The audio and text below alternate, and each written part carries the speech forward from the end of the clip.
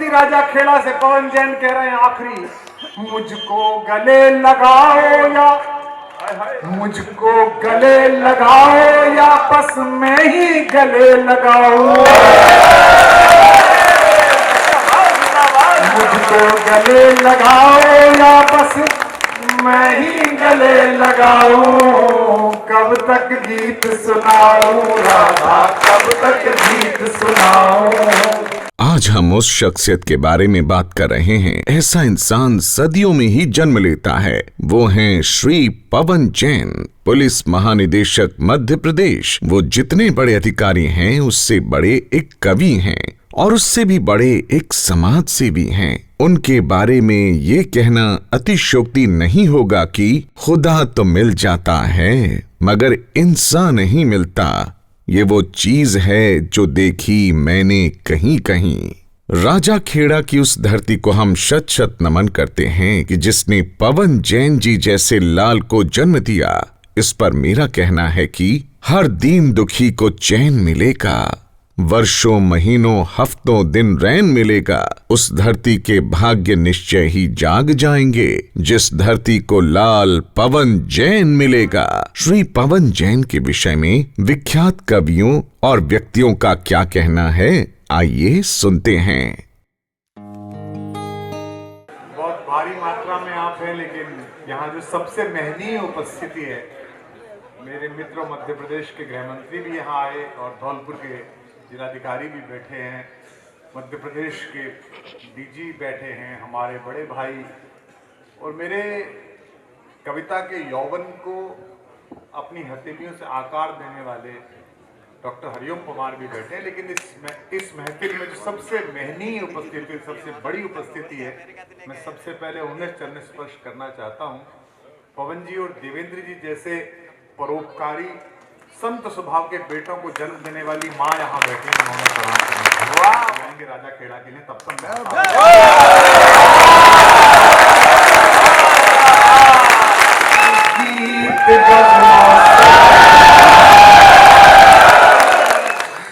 मेरठ के लोग हैं, हम निवेदन कि मैं अपने गीत गजलों से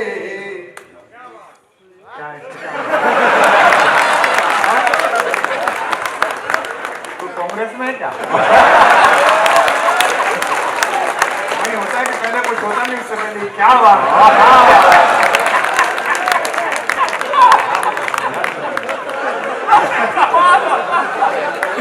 अरे बात पे खुश हो जाओ। पिताजी की याद में शिविर लगा है और हजारों हजार लोग इकट्ठे हैं। कोरोना के बाद इतने लोग दिखे एक साथ बिना मुंह पे बांधे, वरना तो हम तो जैन मुनियों को प्रणाम करने जाते थे, पूरा देश ही जैन मुनि हो गया। ये जादू है ना बंसी वाले का कि हम एक दूसरे को देख पा रहे हैं। इस बात के लिए ही प्रसन्न हो जाओ। और मैं तो अक्सर कहता हूं कि देखो, कोरोना अगर कोई मनुष्य होता तो भारत में आके तो डिप्रेशन से मर जाता क्योंकि दुनिया में जिस जिस देश में गया वहां लोग रोने पीटने लगे। हिंदुस्तान में आया कोरोना तो ऐसा लग रहा था फेस्टिवल चल रहा है। किसी की लुगाई पिज्जा बना रही है 1.5 घंटे। ये तुम्हें तय करना कि पकड़ना क्या है, कच्चे की सवारी हो कि पक्के की हो। कि मैं अपने गीत गजलों से उसे पैगाम करता हूँ।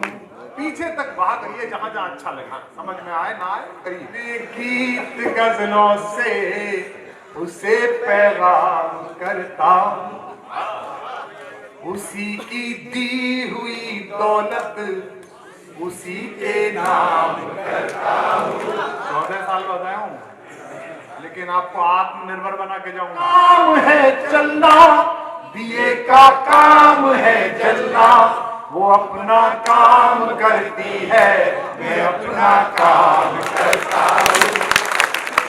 कि किसी के दिल की मायूसी जहां से हो के गुजरी है। मध्य प्रदेश की पुलिस आपने संभाली भाई साहब, देश की सबसे ज्यादा हिम्मतवर पुलिस है मध्य प्रदेश। लेकिन क्या करें, ये 5-7 हजार लोग, मैं तो क्या गाऊं, आप ही गाओ, मेरी तो बची नहीं है। कि कोई दीवाना कहता है, ऐसे नहीं, या तो सब चुप रहेंगे या सब गाएंगे। ये रिकॉर्डिंग जाएगी, सदियों रहेगी, 400 साल बाद भी पता चले कि राजा खेड़ा में एक दिन फंक्शन हुआ, कवि ने पढ़ी नहीं कविता, लोगों ने पढ़ दी। सुनो, गाओ कि कोई दीवाना कहता है, कोई पागल समझता है, मगर धरती की बेचैनी को पागल समझता है।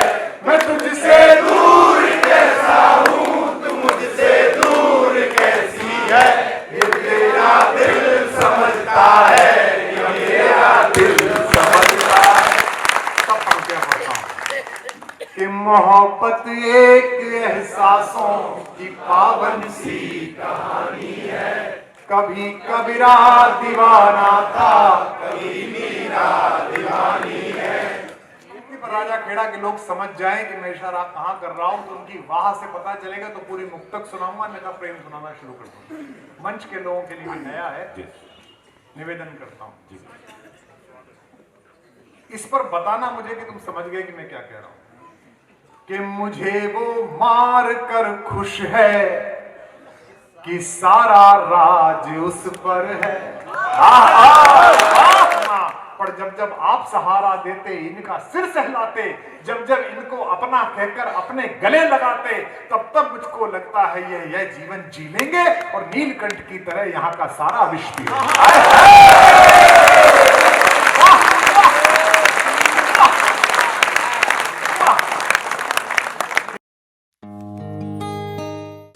देखिए, ये प्रोग्राम एक सामान्य कार्यक्रम नहीं है।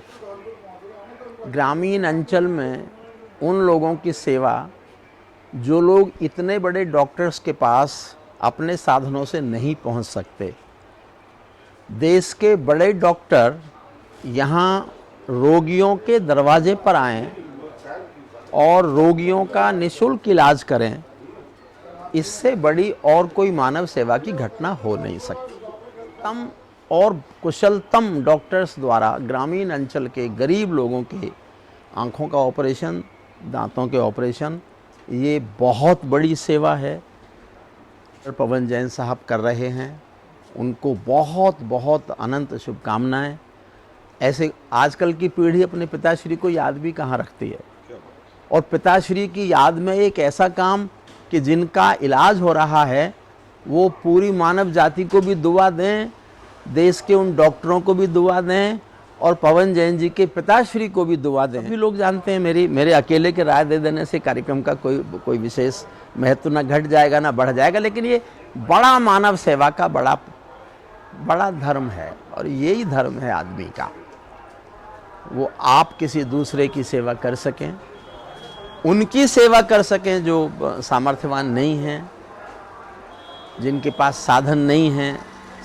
साधनहीनों की मदद, भगवान की पूजा। यज्ञ है ये एक तरह से, और यज्ञों के जो हमारी पुरातन परंपराओं में जो यज्ञों के लाभ होते हैं, यज्ञों के लाभ मिलते हैं, वो जो ये कर रहे हैं उनको ये लाभ मिलता ही होगा, मिलेगा ही, ऐसा मेरा विश्वास। भागीदारी होगी, मैं भी इसमें शामिल होने आया हूँ।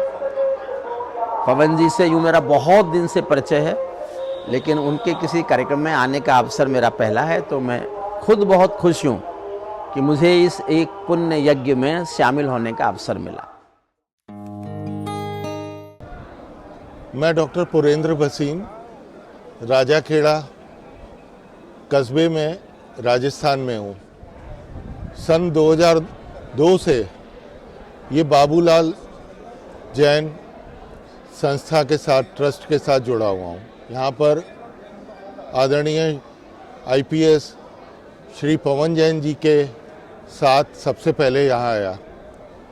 ये उनका पैतृक गांव है, और जब मैं सबसे पहले उनके साथ, उनके परिवार, उनके भाई देवेंद्र जैन जी के साथ यहाँ पर आया, उनका एक ही उद्देश्य मेरे को पता चला कि वो सेवा भाव से यहाँ पर स्वास्थ्य शिविर, स्वास्थ्य लाभ लोगों को देना चाहते हैं, अपने क्षेत्र के लोगों को।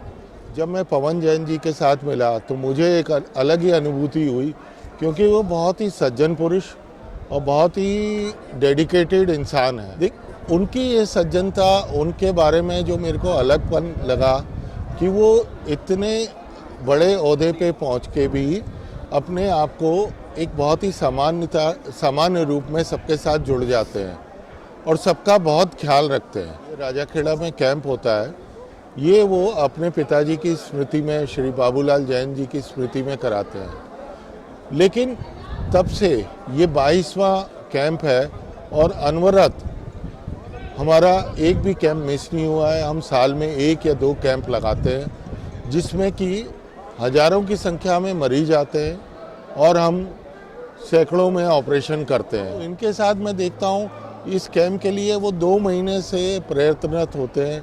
हम लोगों को कहते हैं कि आप अपनी तारीख दीजिएगा और यहाँ पर पूरी व्यवस्थाएं जमाते हैं, क्योंकि वो तो भोपाल में रहते हैं, यहाँ पर आते हैं साल में 1-2 बार जब भी आते हैं।